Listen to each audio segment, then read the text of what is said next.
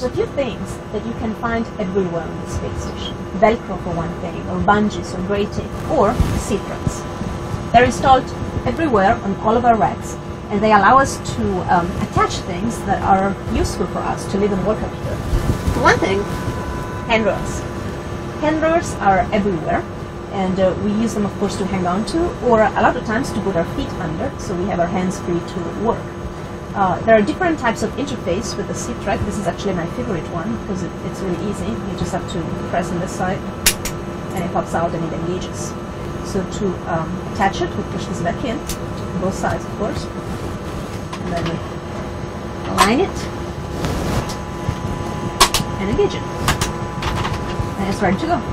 So now I can, for example, slide my feet under, and they're nice and secure, and I can work with my hands. Or some people find it more comfortable to use foot restraints like this one. You attach it.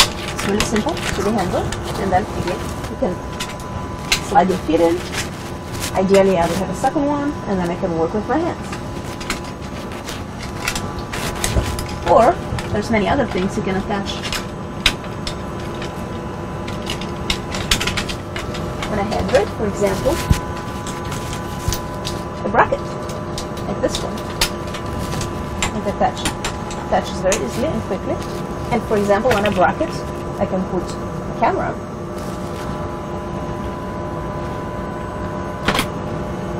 And I can take a picture of it.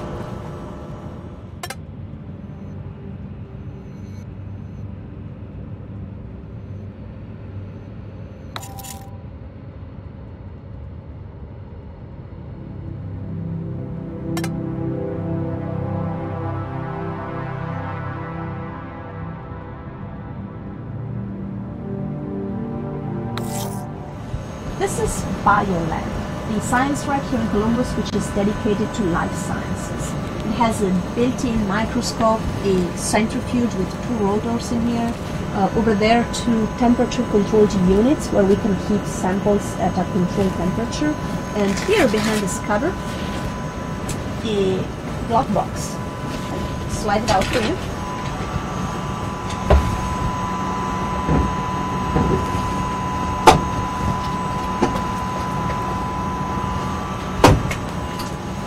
Basically, a glove box allows you to put your hands inside this volume, but using gloves that are built in, and that way you can manipulate samples that could be dangerous and should not come in contact with the atmosphere of the station. And I worked quite a lot on BioLab during the Futura mission as part of the experiment TripleBox. All the modules of the space station can be isolated from one another with hatches like this one. This is a standard hatch for the non-Russian side of the space station. And I want to show you how it works. First of all hatches have a pressure equalization valve. As the name implies, it equalizes pressure across the hatch. When the hatch is open, we keep that valve closed. And the reason is that if we ever need to close this hatch, it's usually because we want to isolate the 2 sides, and it might be in an emergency we might have to do that quickly, and so we keep that valve ready closed. But then if we want to reopen the hatch, then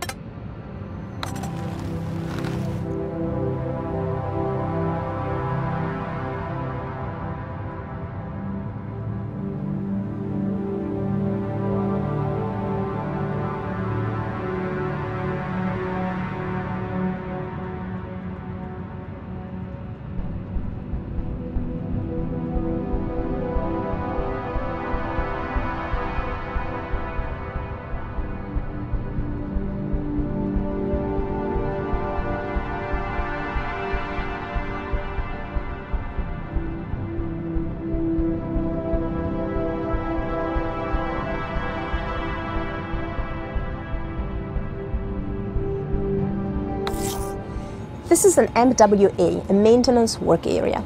We have 2 of those. There is this one on the starboard wall of node 2, and then there is one on the opposite wall over there. We use MWAs typically to do complex science or maintenance work where, you know, it's lengthy, it's complex. We want a nice work environment. We want to be able to secure this equipment. We want nothing to be floating away. This is the stowed position of the MWA. It's tucked against the wall, so it's out of the way. If we have to work on it, probably we want to deploy it to raise it up to a more comfortable angle. You could secure it, for example, here. Most likely you would want to bring it up a little bit, so it's more like a table. And then let's say I have a piece of equipment I want to work on and I want to secure it here. One option is bungees. So I would first of all attach rings like this one where I find them handy, for example here, and then a second one over there, for example, and then a bungee. If you have ever wondered how crew members of the space station always know where they are above the Earth, well, it's not because we are all so good at geography, at least I am not, but it's because we have World Map, which is a really cool software that runs on all of our station support computers, SSCs. We have about 20 of them spread throughout the space station. And it tells you just that, where you are. So see, you can see it has a map of the world, and the continuous pink line is the current orbit we are on, or the ground track of the current orbit we are on. And then the next two orbits are those two pink dotted lines. So here you can see, and then of course there is a drawing of the space station itself. So you can see that we left South America, we're over the Atlantic right now, and very soon we will be over Europe.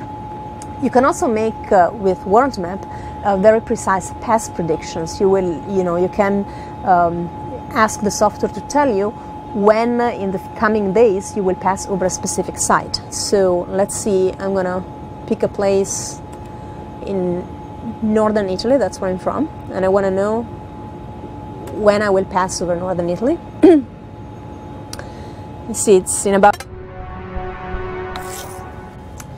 In this corner of note 2, I can show you some of the emergency equipment we have up here on the space station. This is an emergency locker in the known Russian modules of the space station. Typically there are 2 of them in each module.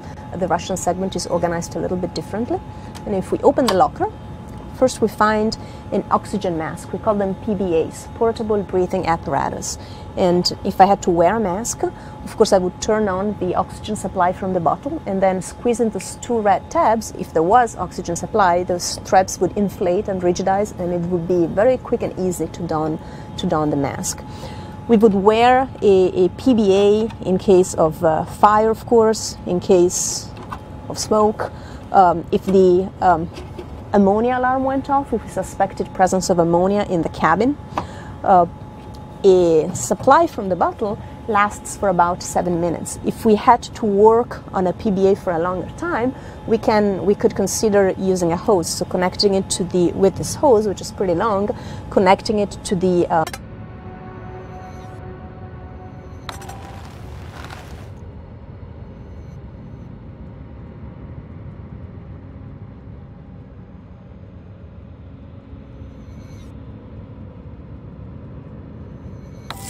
we have 2 windows. They help, of course, in the operations, but also for us it's extremely nice to have a view to the outside of our Earth. Come and have a look to their external platform and how beautiful it is outside.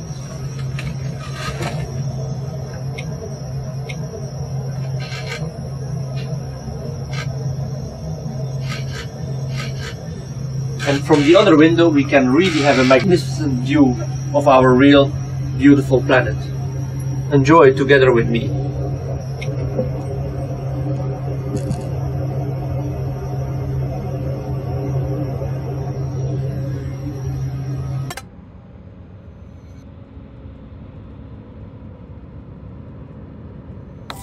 This is the GEM airlock, the airlock in the Japanese laboratory, and it's used to move stuff from inside the space station to outside the space station. Most of the time it's small satellites that are grabbed by the Japanese robotic arm and deployed into their orbit. Sometimes it's experiments that need to be installed outside the station and then maybe in the future even brought back in and downloaded back to Earth. So how does it work? Let's say that I need to move something outside. So what I would do is, first of all, open this hatch And then there is a slide table inside that slides out into the volume. So I would come here to this control panel, and from here I would be able to command the slide table to move into the actual jam cabin. Then I would have to install whatever it is that I need to move outside, for example a small satellite, onto the slide table, and there are provisions to do that, dedicated interfaces. Then I would come back here, slide the table into the airlock and close the hatch. And at that point, with a combination of commands from this panel and these rotary switches that command a number of valves, I would be able to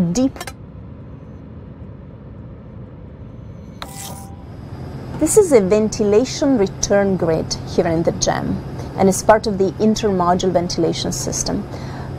See, throughout the station behind panels there are many ventilation ducts and many fans that keep the air moving all the time.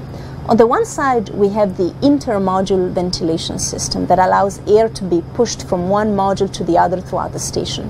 And that's important because, for example, we need to make sure that all of the air eventually makes it back to the carbon dioxide removal assemblies, or that the oxygen that's introduced into the space station, for example by the oxygen generation system in Node 3, is spread around uniformly throughout the stack.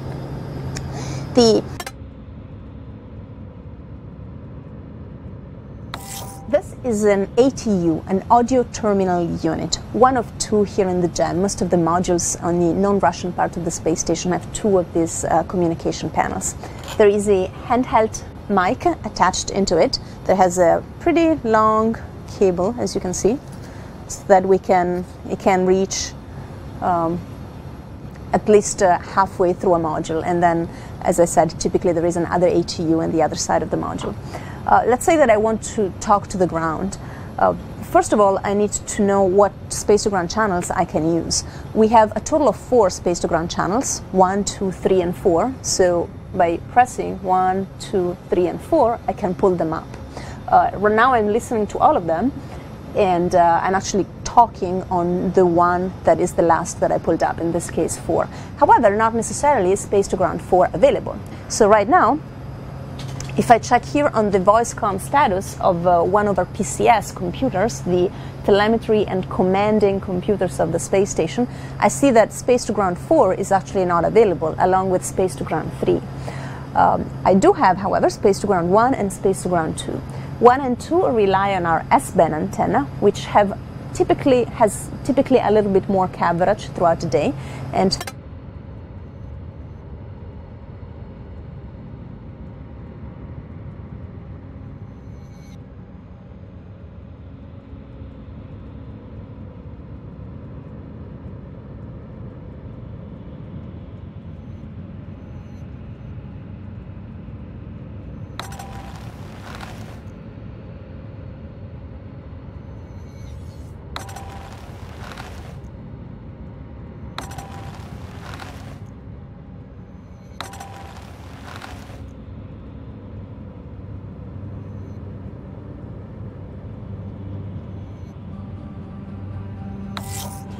this sort of table is permanently deployed at this location here in the lab and is used as a restraint system in case we had to administer somebody's CPR, cardiopulmonary resuscitation, and that of course would be a pretty bad medical emergency. It has a number of straps to restrain the patient. As you can imagine, in weightlessness you cannot just lie somebody on the floor, they will just float away, so you need to restrain them. I'm not going to deploy all the straps, but they're simple straps like this one. And I would like to show you how we can do CPR here in weightlessness. One option would be to try and use the standard position that you would use on the ground. And there are a number of restraints here that are actually meant for the helper if the helper chooses to use this technique. Another option here in weightlessness, I'm going to demonstrate it here on this bag, is to actually go upside down and push off the ceiling with your feet. And it actually works pretty. This is one of 2 identical robotic workstations here on ISS. The other one is in the cupola. This is typically our backup workstation. From a robotic workstation, of course, you can fly the arm, which means that you can operate and control the SSRMS, the big robotic arm that is outside the station. We use it, for example, to capture visiting vehicles that bring us cargo, or to support extravehicular activities, or sometimes even to move a big thing like an entire module of the space station from one location to another. Recently we used the arm to move PMM. Sometimes we fly it manually, especially for support of extravehicular activities or track and capture. And in this case, we use the hand controllers. This is the translational hand controller. So x-axis, y-axis, z-axis. And this is our rotational hand controller. Pitch, roll, and yaw.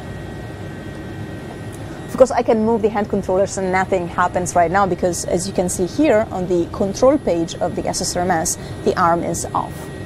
To give us situational awareness of what's going on outside, we have cameras, and we can route several cameras that are outside of the space station, mainly on the truss, to any one of these 3 monitors. Of course, now they're off. And to do camera routing, zooming in, zooming out, panning, tilting, we use this control panel. It also contains a lot of controls for the arm itself. For example, very important, the safing switch. If something is happening that is not supposed to, you can safe the arm and everything stops.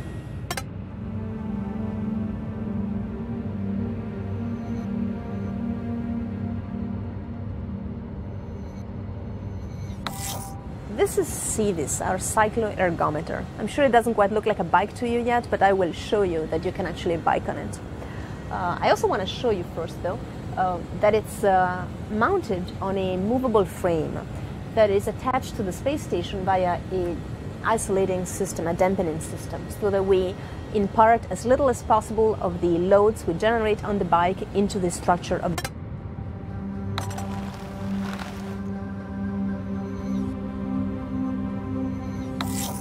This is the airlock, or actually one of 3 airlocks on the space station. There is an airlock in the Russian segment used for Russian spacewalks or EVAs, and then there is a small airlock in the Japanese laboratory, which is only used for things, not for people. This is the airlock from which we do spacewalks or EVAs in the NASA suit, which is the EMU. You can see 2 EMUs here, which are ready on the donning station. This is where spacewalkers would put them on. This larger volume is called equipment lock, and all of the pre-EVA, post-EVA operations happen here. Also a lot of work leading up to an EVA, maintenance work on the suits, everything happens in this volume, the equipment lock. Some of our meals up here are in rehydrated form. You have to add water before you can eat them. Others are pretty much ready to eat. You just need to warm them up. That's the case of thermostabilized pouches like this one. This is one of my favorite meals, a quinoa salad with mackerel and dried tomatoes. And all you need to do is to put this pouch in the food warmer. This is our food warmer. So you open it up, it has 2 sides. You pick a side, put it in, close it, and then you turn it on. It was already on in this case. This red light tells you that it's on, that it's actually warming, and then there is 4 green lights. The first one tells you that it's been warming for 10 minutes, 20, 30, 40. At 40 minutes it will automatically turn itself off. It's pretty easy. This is part of the emergency equipment of the space station, in particular for the case of a fire. These are called CSA-CPs. We have 2 of them here, as you can see, and 2 more are down in the service module. And the purpose of the CSA-CP is to measure the concentration of combustion products in the atmosphere, in the air.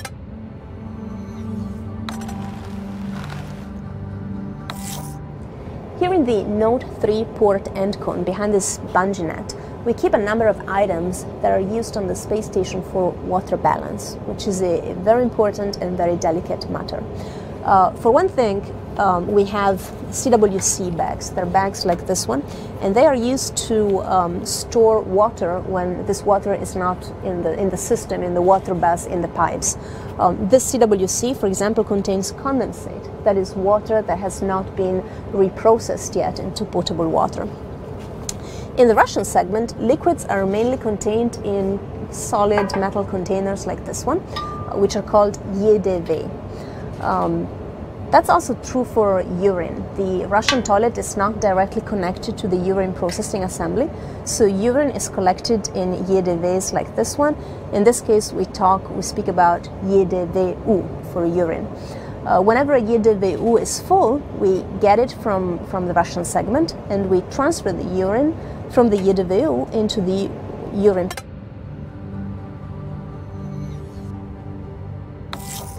This is the PMM, or Permanent Multi-Purpose Module. We just moved it here actually a couple of weeks ago. It used to be on the nadir position in Node 1, and now it's here, Node 3 forward. And it's mainly used, as you can probably guess, to store stuff. It probably looks a little bit messy to you, but it's not really. I mean, it's obviously very full, and sometimes it's a challenge to reach storage locations. You have to move a lot of stuff out of the way, but it's pretty well organized. Our inventory system records the location of everything. Our storage specialists on the ground are always able to direct us to the right place to find whatever we are looking for. Also, it's not my case, but some crew members like to take their shower in here. For me, it tends to be a little bit too cold for that. But for those who do shower in here, we have set up a curtain. In fact, Butch Wilmore, my Expedition 42 crewmate, he came up with this idea of setting up this curtain that can give you a little bit of privacy.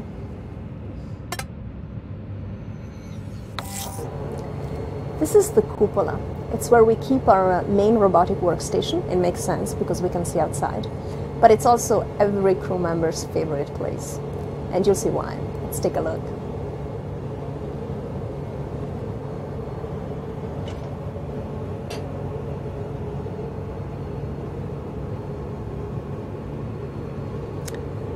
Out there you can see the SSRMS, or the Canadarm2. It's a robotic arm. It's parked out there because the ground is doing a survey of the space station. Let's take a peek outside. Here you can see Africa coming up. We have just crossed the Atlantic Ocean.